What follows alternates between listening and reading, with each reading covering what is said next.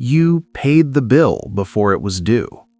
You set aside something for savings, not as much as you wanted, but something. You didn't buy the thing you thought about buying for 3 weeks. You made the responsible choice, the quiet one, the one nobody sees or applauds.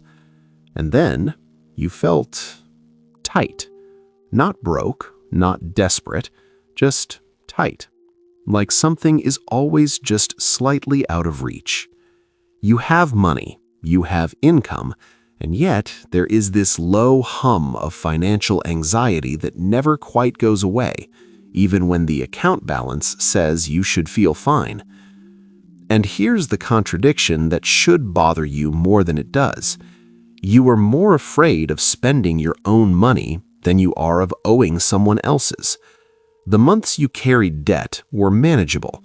Some of the worst months, emotionally, were the ones where you saved everything, watched everything, controlled everything, and still felt wrong. That doesn't add up, unless something else is happening. Something that has nothing to do with your balance and everything to do with what spending means to you. Before we go further, let's be honest about who you are. You are not reckless. You are not careless with money. You have probably never been the person at the table who doesn't check the bill, who upgrades automatically, who spends without thinking. You think. That's the point. You've always thought carefully. You know what interest rates cost over time.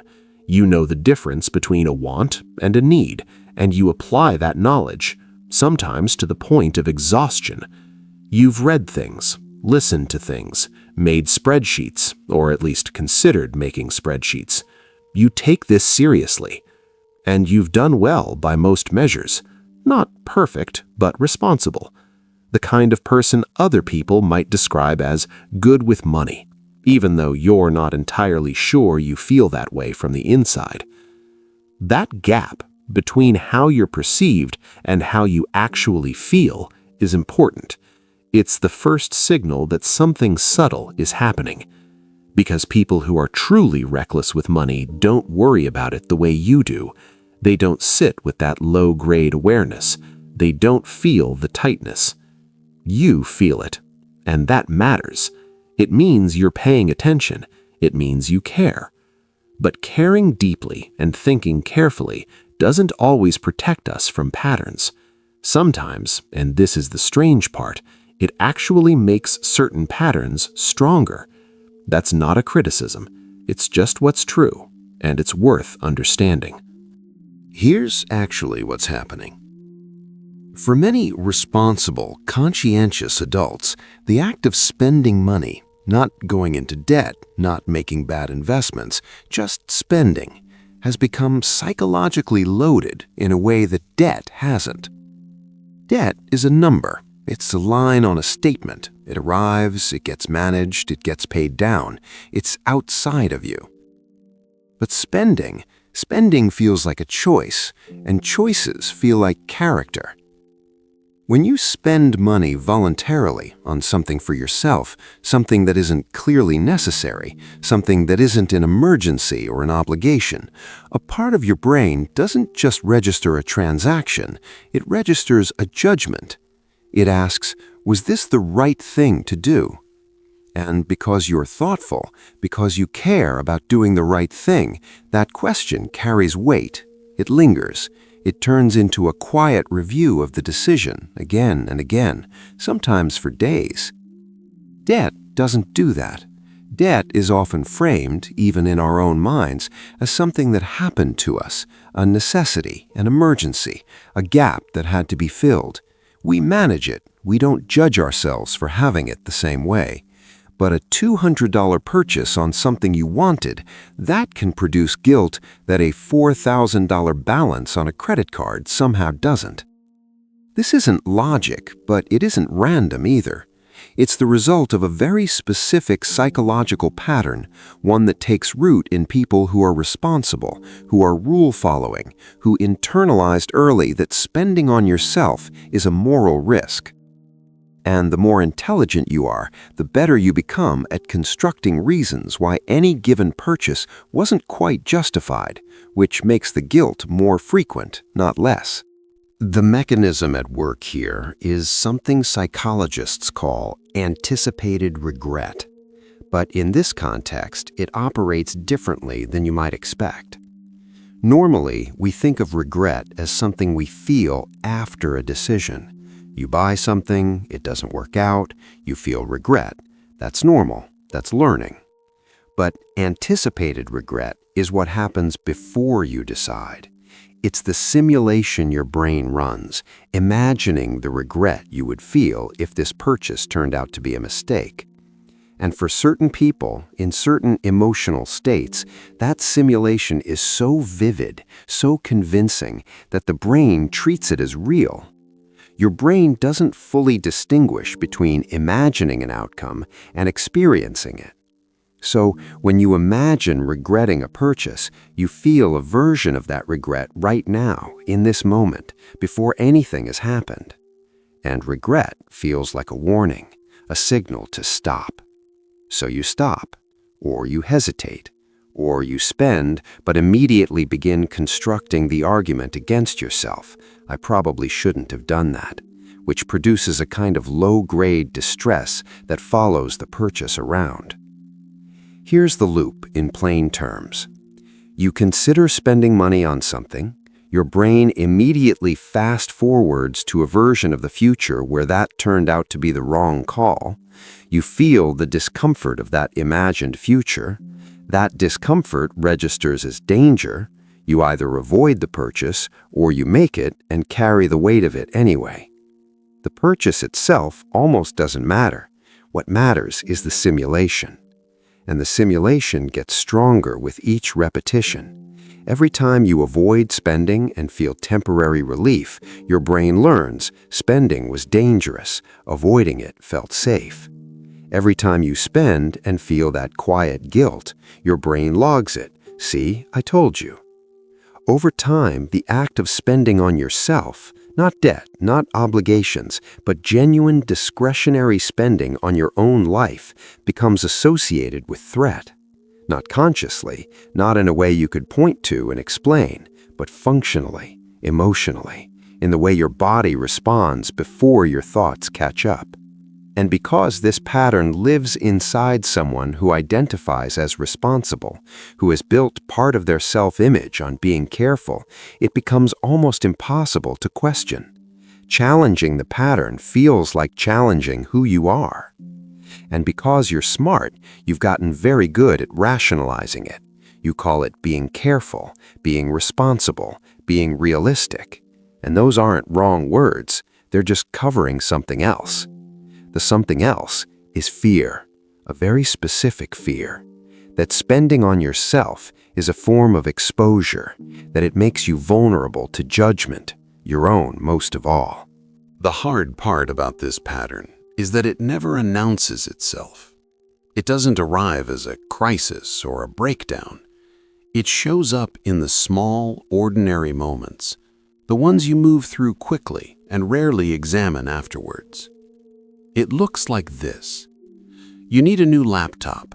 Your current one is slow, it crashes occasionally, you've been working around its limitations for 2 years. You research, you compare, you find a good option at a reasonable price, and then you wait. Not because you don't have the money, not because it's truly out of budget, but because something in you isn't quite convinced it's justified yet. So you wait another month, the laptop keeps crashing, you keep working around it. The friction quietly costs you time and energy, but somehow that cost feels more acceptable than the decision to spend. It looks like this. You're on vacation, a real one, rare enough that it almost feels borrowed.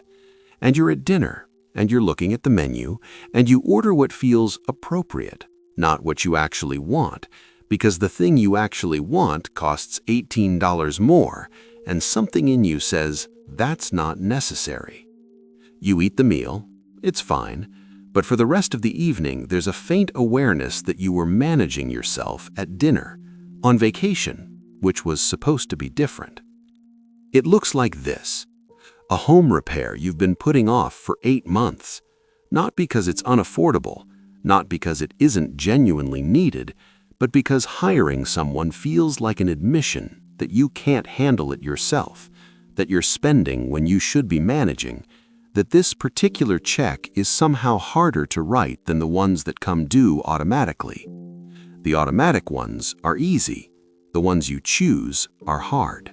Take a moment here, because there's a specific question worth sitting with, not to answer quickly, but to actually feel. When was the last time you spent money on something? Something just for yourself, not an emergency, not a gift for someone else, not a bill, and felt completely at ease afterward. No quiet second-guessing, no internal review, just ease.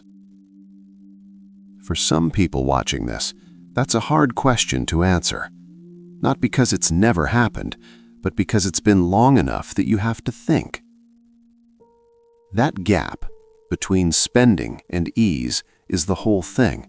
That's what we're actually talking about. Continuing from there, it also looks like this, and this might be the most familiar one. You have money sitting in a checking account that you know you're going to spend eventually on something real, something legitimate, maybe a vacation you've talked about, maybe updating something in the house, maybe something for your health.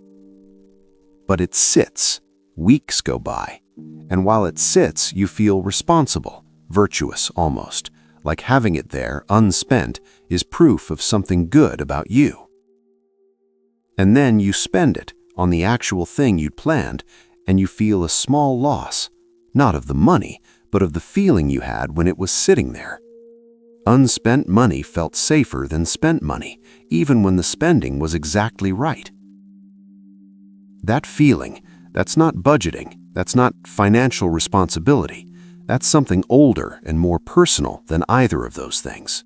The slow cost of this pattern isn't a number. That's what makes it hard to calculate and easy to ignore. It's not that you go broke. You don't. In fact, by most observable measures, this pattern looks like success. You save, you avoid debt when you can, you live below your means. These are, by most financial standards, good things. But below those good things, something is quietly compressing. Over 10 years, the pattern has accumulated, not as a balance or a debt, but as a way of relating to your own life, a habit of postponing, of waiting until it's more justified, of choosing the option that requires the least internal permission. And what you're left with is a life that has been managed more than lived, where many of the choices were technically sound but rarely felt free. You look back, and the big expenses are all there: the house, the cars, the obligations. What's harder to find are the small, chosen things, the things that cost less but required more from you. The willingness to say without apology, "This is for me, and that's enough of a reason." Those are the things that often didn't happen, or happened late, or happened with enough friction that they didn't feel the way they were supposed to. There's a specific kind of regret that comes from this. It's quieter than most regrets because there's no single mistake to point to. Nothing went wrong exactly. You were responsible, you were careful, but something wasn't fully inhabited. And at some point, not with drama, but with a kind of tired clarity, you sensed that the caution you practiced wasn't always protecting your future. Sometimes it was protecting you from the discomfort of choosing yourself. That distinction matters, between caution and avoidance, between responsibility and self-withholding. They can look identical from the outside. They feel very different from the inside, if you give yourself a quiet enough moment to check. And the financial anxiety doesn't go away with more money. You reach the income you thought would feel comfortable, and the tightness is still there. Because the tightness was never really about the number. It was about the pattern. the internal relationship with what spending means, what it costs you emotionally, what it quietly says about who you are. More money feeds into the same system. The system doesn't reset on its own.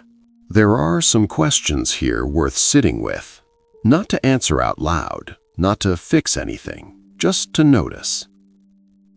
When you're about to spend money on yourself, not on a bill, not on a necessity, but on something you want, what's the first thing that happens internally? Is it ease, or is it a small bracing, a quiet preparation to justify it? When a large expense arrives with no warning, an emergency, a broken appliance, a medical bill, how does that compare emotionally to a large expense you chose? Which one carries more guilt? Think about the last time you felt real financial ease. Was it because of what was in your account, or was it because nothing was requiring a decision from you? When other people spend freely, on trips, on things for themselves, on upgrades, do you feel genuinely happy for them, or is there a faint undercurrent of something else? Something that might be less about them and more about the permission you don't give yourself? Is there something you've been meaning to spend money on? Something reasonable, something affordable, something you genuinely want or need that you've been waiting on for months? What exactly are you waiting for? These aren't rhetorical. They're the actual questions, and the answers are yours.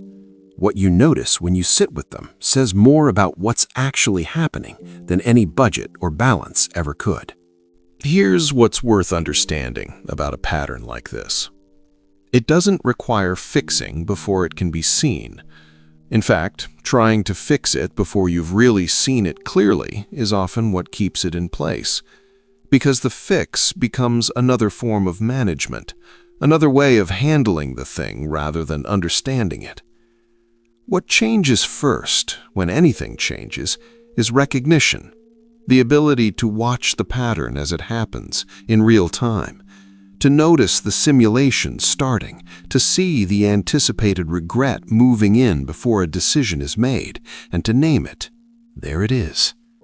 Not to override it, not to argue with it, just to see it for what it is, a habit of the mind, not a verdict about who you are or what you deserve. The pattern has a logic.